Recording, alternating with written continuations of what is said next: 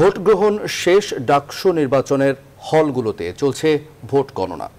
এ পর্যন্ত প্রাপ্ত 14টি হল সংসদের 9টিতেই জয় পেয়েছে ছাত্রলীগের পূর্ণাঙ্গ প্যানেল। একটিতে জয়ী স্বতন্ত্র প্যানেল, আর বাকিগুলোতে চলছে তুমুল প্রতিদ্বন্দ্বিতা। রিশাদ হাসানকে সাথে নিয়ে বিস্তারিত বাবু কামরুজ্জামানের কাছে।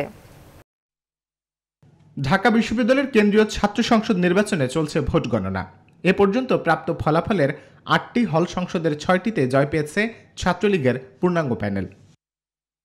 হাজী মোহাম্মদ মুহসিন হলের ভিপি নির্বাচিত হয়েছেন শহীদুল হক শিশির, জিএস মোহাম্মদ মেহেদী হাসান মিজান। এছাড়া বাকি 11টি পদের সবকটিতে জয় পেয়েছে ছাত্রলীগ প্যানেল। জহুরুল হক হলের ভিপি সাইফুল্লাহ আব্বাসী অনন্ত, জিএস মোহাম্মদ রিফাত উদ্দিন।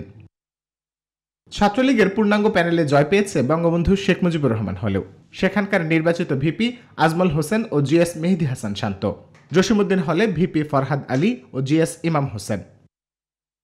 জিয়া হলে ভিপি নির্বাচিত হয়েছেন শরীফুল ইসলাম শাকিল, সাধারণ সম্পাদক পদে হাসিবুল হোসেন।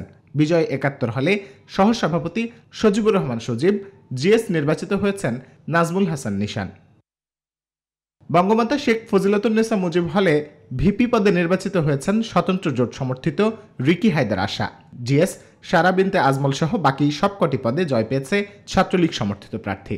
ফজলুল হক মুসলিম হলে ভিপি পদে জয় পেয়েছে ছাত্রলীগের বিদ্রোহী প্রার্থী মাহমুদুল ইসলাম তমাল। জিএস মাহফুজুর রহমান সহ বাকি 11টি পদে জয় পেয়েছে ছাত্রলীগের প্রার্থী। রিশাদ হাসান, নিউজ 24, ঢাকা।